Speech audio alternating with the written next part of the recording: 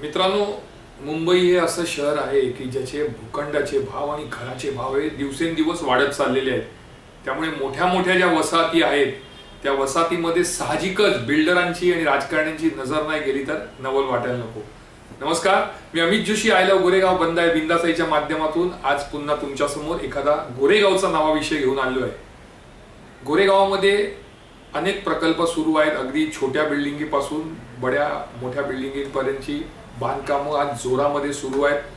त्याच्यात बिल्डर आहेत, त्याच्यात राजकारण्यांची भागीदारी आहे, त्याच्यात तक्रारदार पैसे कमवणारे आहेत आणि अशा या पुनर्विकास आणि पुनर्वसनाच्या ज्या फेऱ्यामध्ये संपूर्ण गोरेगावकरांच्या लक्षात राहिलेले 3 प्रकल्प, त्यातील एक म्हणजे निर्लॉनची बिल्डिंग आहे एसवी रोडवरील, ती गेल्या 15-16 वर्षापासून रखडलेली आहे। आजही तेथील रहिवाशांना ताबा मिळालेला नाही, कदाचित पुढील 6 महिन्यात तो मिळेलही।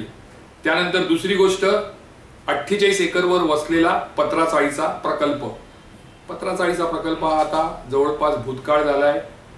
किती ओरडा किती बोंबला तरी देखील अद्याप स्थानिक जे मूळ रहिवासी आहेत त्या रहिवाशा म्हणजे 672 रहिवाशांना, कुटुंबियांना अद्याप ताबा मिळालेला नाही। आणि आता हे सुरू असतानाच आणखीन एक सोन्याची कोंबडी गोरेगावामध्ये आहे, ती म्हणजे मोतीलाल नगर पुनर्विकास।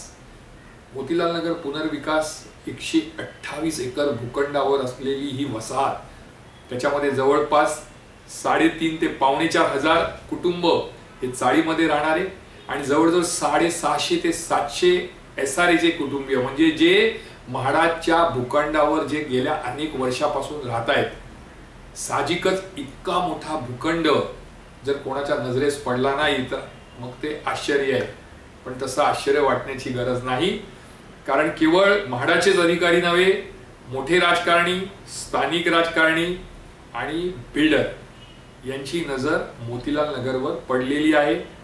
ही सोन्याची कोंबडी आहे, ती कोण कापणार याची चर्चा सुरू असतानाच अदानी हे नाव पुढे आलं आणि अदानी समूहाचे जे एकंदरीत संबंध आहेत, मग ते राजकारणात केंद्रात असू दे, राज्यात असू दे किंवा इतर राजकीय पक्षांशी असू दे, ते पाहिल्यानंतर हे जवळपास निश्चित झालेलं आहे की अदानीच मोतीलाल नगरची कोंबडी कापणार। आता ही कोंबडी कापल्यानंतर त्याच्यावर ताव कोण कोण मारणार, तर त्याच्यामध्ये राजकारणी आले, कमिटी, काही कमिट्याही असतात। मी असं म्हणणार नाही सर्वच कमिट्या या खोट्या असतात किंवा फसवणूक लोकांची करणारे असतात किंवा स्वतःचं हित साध्य करणारे असतात, पण काही असतात। कमिटी आहे, राजकारणी आहेत, म्हाडाचे अधिकारी आहेत, हे निश्चितपणे जेव्हा ही कोंबडी कापली जाणार तेव्हा त्याच्यावर ताव मारणार। पण सर्वात मोठं नुकसान होणार हे मोतीलाल नगर मधील जवळजवळ 4,500 कुटुंबियांचं। त्यामुळे 4,500 कुटुंबियांनी डोळ्यामध्ये तेल घालून करारनामा केला पाहिजे किंवा एखाद्या विकासकावर किंवा एखाद्या राजकारण्यांवर विश्वास ठेवायला पाहिजे। सांगण्याची गोष्ट आणि सांगण्याचा हेतू एवढाच आहे की याच मोतीलाल नगरमध्ये आज काही कमिट्या वेगळ्या झाल्या आहेत। काही कमिट्यांना असं वाटतं की राजकारण्यांना सोबत घ्यावं, काही कमिट्यांना असं वाटतं की नाही, राजकारण्यांना दूर ठेवावं आणि काम करावं। मोतीलाल नगर पुनर्विकासाचं प्रकरण हे न्यायप्रविष्ट देखील आहे। न्यायालय काय निर्णय देणार याकडे लक्ष आहे, पण त्यापेक्षाही सर्वात मोठं लक्ष हे येथील 4,500 कुटुंब काय डिसिजन घेणार त्याच्यावर आहे। मला कळकळीची विनंती आहे, कारण गोरेगावकर म्हणून मला स्वतःला असं वाटतं की मोतीलाल नगरच्या 4,500 कुटुंबियांनी म्हणजे जवळजवळ 20 ते 22,000 लोकांनी आपला निर्णय घेताना असा निर्णय घेतला पाहिजे की आपल्याला ठेच लागता कामा नये। पत्राचाळ तरी भूतकाळ असला तरी पत्राचाळीकडे बघा, पत्राचाळीची दुरावस्था जी झाली ती बघा। आज पत्राचाळीमध्ये असा आरोप केला गेला, गेल्या 14 ते 15 वर्षापासून हा प्रकल्प असाच आहे। अद्यापही लोकांना चाव्या देण्यात आलेल्या नाहीत, त्यांना ज्या सुविधा देण्यात येणार होत्या त्या देण्यात आलेल्या नाहीत, त्या सर्व करारनाम्यातून बाद झालेल्या आहेत। करारनामा नेमका काय झाला कोणाला माहिती नाही। ओरिजिनल जे टेनेंट आहे 672 त्यांना अद्याप जागा मिळाली नाही, मात्र आजूबाजूला ज्या बिल्डरांनी आलिशान इमारती उभ्या केल्या तिथे लोक फर्निचर करून राहायला सुद्धा गेली, मात्र आजही उघड्यावर पडले आहेत ते 672 कुटुंबीय। मे, जून, जुलै, ऑगस्ट, सप्टेंबर अशी तारीख पे तारीख दिली जात आहे, मात्र अद्यापही ना रजिस्ट्रेशन झालंय, ना लॉटरी निघाली आहे, ना म्हाडाचे या लोकांना ताबा देण्याचं आश्वासन दिलंय। कधी ताबा मिळणार हेही सांगितलेलं नाही। फक्त दर महिन्याला 25,000 रुपये भाडं म्हणून ते बँकेत टाकतात, त्यावर लोक समाधानी होतात आणि मग पुढे ओरडणारा बोंबळणारा जो अन्याय होतोय तो चव्हाट्यावर आणणारा सध्या तरी पत्राचाळीत कोण नाही. पत्राचाळीमध्ये जवळपास 1200 कोटींचा भ्रष्टाचार झाला असा आरोप म्हाडाने केला, पोलिसांनी केला. मात्र त्यापैकी उजेडात आला हा फक्त संजय राऊतांवर आरोप असलेला 1,25,00,000 रुपये. मग जवळपास बाकीचे जे 1199 कोटी तो भ्रष्टाचार कोणी केला, कुठे गेला, ते सर्व म्हाडाने, पोलिसांनी, राजकारण्यांनी दाबून टाकलं. हीच गोष्ट आता मोतीलाल नगरच्या रहिवाशांनी लक्षात घ्यायला पाहिजे. तुम्हाला जर उद्या बिल्डर आला आणि बिल्डर सांगत असेल की घर सोडा, तुम्हाला भाडं देतो, तुम्ही बाहेर राहा, तर ते मुळीच करू नका, त्या वाटेला मुळीच जाऊ नका. त्यांना अगदी स्पष्टपणे धमकावून सांगितलं तरी हरकत नाही किंवा ठणकावून सांगितलं तरी हरकत नाही की पहिली आम्ही तिथेच राहणार, मोकळ्या जागेवर घरं बांधा, ती घरं आमच्या ताब्यात द्या, त्यानंतरच आम्ही आमची जागा सोडू. दुसरी गोष्ट, जो करारनामा होईल तो कसा करारनामा होईल तेही लक्षात घ्या. दुसरी आणि महत्वाची गोष्ट म्हणजे जर बिल्डर एखादा आला, आता अदानीच येणार आहे, तर त्याच्याकडनं सर्वात पहिली बँक गॅरंटी घ्या.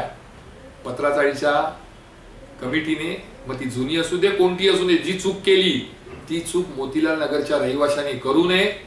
जर तुम्हाला बँक गॅरंटी मिळत असेल, कारण उद्या जर बिल्डर फरार झाला, बिल्डरने काम थांबवलं किंवा बिल्डरकडे पैशाची तंगी आली किंवा काही त्याचं आर्थिक दिवाळं निघालं, तर तुमचं दिवाळं निघता कामा नये. अशा वेळी तुम्ही बँकेत असलेला जो पैसा आहे तो स्वतःच्या पुनर्विकासासाठी वापरू शकतात.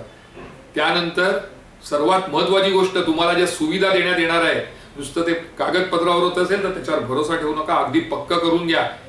कारण पत्राचाळीतील रहिवाशांना स्विमिंग पूल देणार होते, हेल्थ क्लब देणार होते, कम्युनिटी हॉल देणार होते, कॉर्पस फंड देणार होते, पण काहीही मिळालेलं नाही. काही सोडा, अजून ताबाही मिळालेला नाही. आपली ती गत होणार नाही हे मोतीलाल नगरच्या 4,500 कुटुंबियांनी लक्षात घेतलं पाहिजे. बिल्डर हाच बघा जो तुमचं हित जपेल.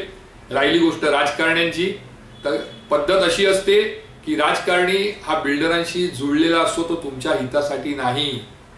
मोतीलाल नगरच्या रहिवाशांना काहीतरी मिळावं, मोतीलाल नगरच्या रहिवाशांचं भलं व्हावं हे काही नसतं, हे वरवर असतं. आतमध्ये तो स्वतःचं भलं शोधत असतो.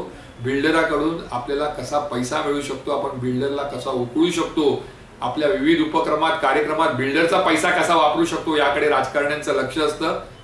म्हाडाचे अधिकारी आहेत, मोठे आहेत, छोटे आहेत, हे देखील त्यांनाही पैसा पाहिजे. त्यांना मोतीलाल नगरच्या रहिवाशांशी काही घेणं नाही. तुम्ही जगा मरा, स्वतःच्या घरात राहा, भाड्याच्या घरात राहा, बाहेर राहा, त्यांना त्याच्याशी काहीही घेणं देणं नाही.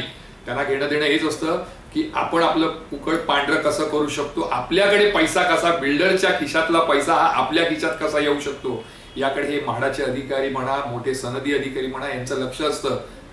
आज 36,000 कोटीचा हा प्रकल्प, याचा अर्थ जो बिल्डर काम करणार त्याला निश्चितपणे 36,000 कोटीचा फायदा होणार आहे. मग त्याच्यामध्ये लाभार्थी बरेच असणार आहे. तुम्ही डोळे झाकून कमिटीवर विश्वास ठेवाल. माझं एवढंच सांगणं आहे, जी कमिटी खरंच तुमच्यासाठी काम करते, जी कमिटी तुमच्या हिताचा विचार करते, तुम्हाला कॉर्पस फंड मिळावा, तुम्हाला 2100 या 2000 फुटाचं जागा घर मिळावं, भूखंडावर बिल्डरने खासगी लोकांना देण्याआधी तुम्हाला स्वतःला हक्काची जागा मिळावी याचा विचार करणारी जर कमिटी असेल तर त्या कमिटीच्या पाठीशी उभे राहा.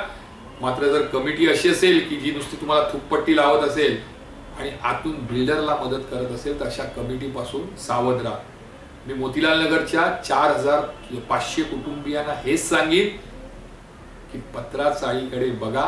पत्राचाळीची जी बर्बादी झाली, वाईट वाटतं पत्राचाळीबद्दल. ज्यांचं हक्काचं घर आहे ते बाहेर राहिले आणि ज्या खासगी बिल्डराने उच्चभ्रू अशा इमारती बांधल्या तिथे लोक राहायला गेली आहेत. आज त्या रस्त्यावरनं जाताना जो ओरिजिनल टेनंट आहे त्याच्या मनाला काय वेदना होत असतील, त्याला काय दुःख होत असेल हे त्याला विचारा आणि त्याच्या तोंडून त्याची कथा म्हणा, गाथा म्हणा. ती ऐकल्यानंतरच मोतीलाल नगरच्या रहिवाशांनी योग्य तो निर्णय घ्या. इतकं निश्चित आहे की तुम्ही सोन्याची कोंबडी आहे. तुम्हाला कापण्यासाठी बडे बडे बिल्डर, बडे बडे राजकारणी, बडे बडे म्हाडाचे अधिकारी हे तयार आहेत. हातामध्ये पैसा रूपी चाकू घेऊन उभे आहेत. एखाद्या कसाईप्रमाणे कधी ते तुम्हाला कापतील हे तुम्हाला कळणार नाही आणि म्हणूनच त्याच्या आधी सावध व्हा, योग्य पावलं उचला. आपली गत पत्राचाळीसारखी होणार नाही, कारण पत्राचाळीच्या मार्गावर जर तुम्ही चालला तर तुमची वाटचाल, तुमचा रस्ता हा निश्चितपणे अंधाराकडे जाणार आहे. एवढं मोतीलाल नगर 1, 2, 3च्या 4,500 कुटुंबियांनी लक्षात घ्यावं आज एवढंच. मी अमित जोशी पुन्हा एकदा रविवारी एखादा राजकीय विषय घेऊन तुमच्या समोर येईल. तोपर्यंत तुमची रजा घेतो. जय हिंद, जय महाराष्ट्र.